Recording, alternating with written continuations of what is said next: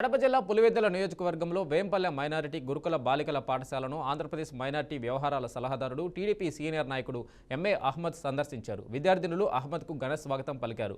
విద్యార్థులతో ముఖాముఖిగా మాట్లాడి పాఠశాల మౌలిక సదుపాయాలు, హాస్టల్ వసతులు, భోజన వసతులు తెలుసుకుని అవసరమైన అభివృద్ధి చర్యలు చేపడతామని హామీ ఇచ్చారు. సరైన సమయానికి నాణ్యమైన భోజనం అందించడం, హాస్టల్ పరిశుభ్రతపై జాగ్రత్త వహించాలని ఆయన సూచించారు.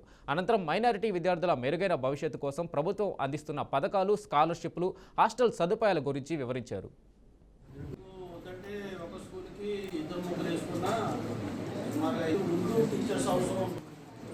ఇప్పుడు రోస్టర్ సిస్టమ్ ఉంటుంది.